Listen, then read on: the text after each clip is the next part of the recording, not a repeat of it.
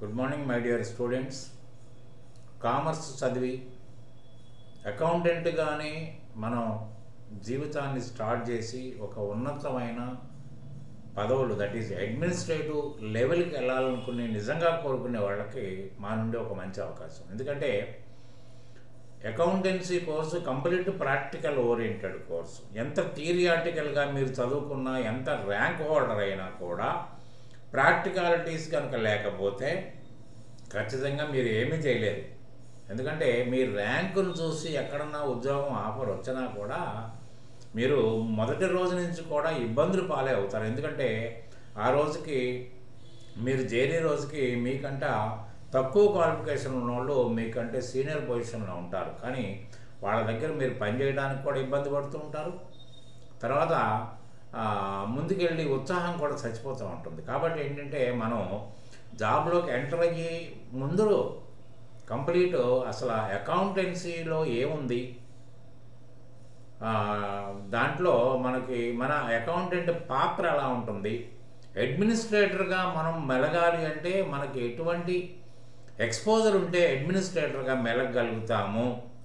మరి మనం ఇప్పటివరకు థియరియాటికల్గానే చదువుకున్నాము, మంచి మార్కులు సాధించుకున్నాము, లేకపోతే నేను దాని మీద పెద్దగా కేర్ చేయటం వల్ల ఎగ్జామినేషన్లో మొత్తానికి పాస్ అయ్యాను అనిపించుకున్నాను. కానీ ఇవాళ అకౌంటెంట్ పోస్ట్ కావాలంటే నేను ఆన్సర్ చేయగలుగుతానా, నేను నిలబడగలుగుతాననే సందేహం ఉన్నవాళ్ళు ఇద్దరు, అంటే ర్యాంక్ హోల్డరు, మామూలుగా పాస్ అయిన వాడు, ఇద్దరిని లెక్కేసుకున్నట్టయితే కేవలం ఒక 2 months కనుక కాన్సన్ట్రేషన్ చేసి, ఎందుకంటే ఇంటర్మీడియట్ 2 సంవత్సరాలు, 3 సంవత్సరాలు డిగ్రీ, 2 సంవత్సరాలు పోస్ట్ గ్రాడ్యుయేట్ అంటే 7 years కామర్స్ తోటి కలిసి కాపురం చేసినా, కలిసి నడిచినా కూడా మనకి పూర్తి పట్టు రాకపోవడం వల్ల ఏమవుతుందంటే మళ్ళీ మనం ఉద్యోగ జీవితంలో ఇబ్బందులు పడాల్సిన అవసరం వస్తుంది. సరే, ఉద్యోగం చేయకపోయినా మనకంటూ ఒక ఆర్థిక స్తోమత ఉంటే మన వ్యాపారం మనం మొదలు పెట్టుకున్నా కూడా మనల్ని ఎవరు ముంచుతున్నారో, ఎవరు మనం ఉన్నతికి కష్టపడుతున్నారో కూడా రికగ్నైజ్ చేయలేని పొజిషన్లో మనం ఉండిపోతాం. ఎందుకంటే మనకు దాని గురించి ఏ విధమైన ఎక్స్పోజర్ రాలేదు కాబట్టి మీరు ఏ విధంగా సెటిల్ కావాలన్నా అకౌంటెన్సీ గురించి ఒక సింపులెస్ట్ వేలో మీరు స్ట్రెంగ్తన్ కావాలి. ఎందుకంటే గంటల సరిపడి చదవటం వల్ల మీకు ఏమీ రాదు. కానీ చదివిన 10 నిమిషాలైనా అర్థవంతంగా చదవాలి. ఎందుకంటే ప్రతిదానికి మీనింగ్ తెలుసుకునే ప్రయత్నం చేయాలి. చెప్పుడు మాత్రం డెఫినెట్గా మీకు ఒక మంచి అవకాశం దొరుకుతుంది. తర్వాత మీ ఇంటికి పిలుపొచ్చి పరిస్థితి మీ అందరూ మీరే కలెక్ట్ చేసుకోగలుగుతారు. ఎవరో ఉద్యోగం ఇప్పిస్తాడు, ఏదో బ్యాక్ డోర్లో అయినా నేను వెళ్ళగలుగుతాను అనుకోవడం మాత్రం చాలా వెర్రితనం. ఎందుకంటే దానివల్ల మీ జీవితానికి ఒక డెఫినెట్ పాత్ దొరకదు. ఏ రోజునైనా you may be kicked off from the service. అది కాదు కావాల్సింది. మీరు ఎప్పటికీ ఆత్మాభిమానాన్ని చంపుకోకుండా పెంచుకుంటూ మీరు ముందుకు వెళ్ళాలంటే ప్రాక్టికల్ ఎక్స్పోజర్ కావాలి. మరి ప్రాక్టికల్ ఎక్స్పోజర్ సంపాదించడానికి మరి నేను ఎంత కష్టపడాలి, దానికోసం నేను సరిపోతానా, నాకు క్యాపబిలిటీ ఉందా అనే ప్రశ్న మీరు కనుక వేసుకున్నట్టయితే ఏమీ అవసరం లేదు. ఎందుకు చెప్పమంటారా, ఇంటర్మీడియట్ లెవెల్లోనే మీకు బేసిక్ అకౌంటెన్సీ గురించి మీరు తెలుసుకున్నారు. ఏది account, personal account, real account, nominal account, ఈ 3ఏనండి. అట్లనే గోల్డెన్ రూల్స్. ఎందుకంటే ఈ 3 వాటిల్లో ఏముంది, మీకు ఒక హిస్టారికల్ క్లాసిఫికేషన్లో రికార్డింగు అంటే journalisation, ledger posting, balancing, trial balance, profit and loss account, balance sheet, ఈ విధమైన 6 steps మీరు వేసుకున్నట్టయితే మీకు ఫైనల్ వేసానికి రీచ్ కాగలుగుతారు. మీరు నేర్చుకోవాల్సింది ఏంటి, బేసిక్ అకౌంటెన్సీలో పర్సనల్ అంటే ఏంటి, రియల్ అంటే ఏంటి, నామినల్ అంటే ఏంటి, రికార్డింగ్ చేయడానికి మనకి గలగా గోల్డెన్ రూల్స్ అని చెప్పారు కదా, గోల్డెన్ రూల్స్ ఆఫ్ అకౌంటెన్సీ చెప్పారు కదా, అవి మాత్రం తెలిస్తే చాలండి, ఇంకేం అక్కర్లేదండి, ఇంకేమీ అక్కర్లేదు మీకు. అంటే ఖచ్చితంగా కాన్సన్ట్రేషన్ చేస్తే మీరు ఈ 2 ముక్కలు నేర్చుకోవడానికి ఏళ్ళు పుళ్ళు పట్టక్కర్లేదు, బట్టీలు పట్టక్కర్లేదు, ఏమీ అక్కర్లేదు. ఎందుకంటే ఈ subject complete common sense based subject అండి. అది ఖచ్చితంగా చెప్తున్నాను. ఎందుకంటే ఆ కామన్ సెన్స్ అంటే ఆలోచన, ఇలా జరుగుద్దా, ఇలా ఎందుకు జరగదు అనే ఒక తర్కం కనుక మీకు తెలుసుంటే ఈ సబ్జెక్ట్ రావడం చాలా ఈజీ. చాలా అంటే ఇది చాలా ఈజీ. కాబట్టి ఏంటంటే ఇది నేర్చుకోవడం ఎంతో సులువు. దీన్ని నేర్చుకోవడం వల్ల మీరు అనుకున్న ఉన్నతిని చేరడానికి కూడా ఎక్కువ టైం పట్టదు.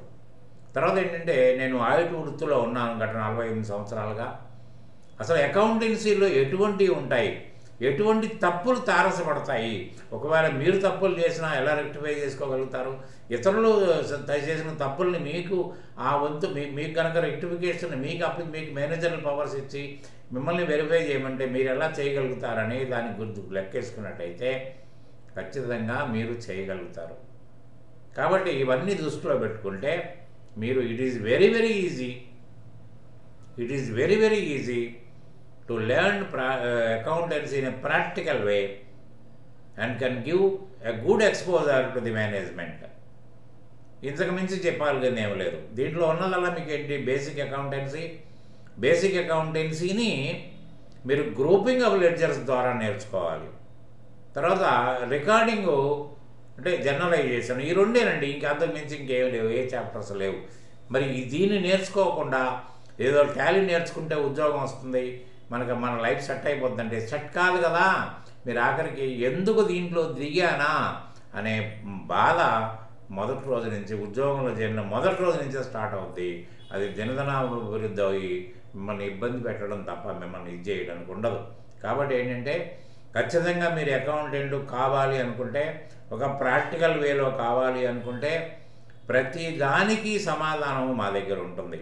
ఎందుకంటే ఇవాళ మేము చెప్పేది లైసెన్సర్ వెర్షన్ తోటి, లైసెన్సర్ వెర్షన్కి ఎడ్యుకేషన్ వెర్షన్కి ఉన్న డిఫరెన్స్ ఏంటంటే, లైసెన్సర్ వెర్షన్లో మీ తప్పప్పులు మీకు సిస్టమే చెప్తూ ఉంటుంది.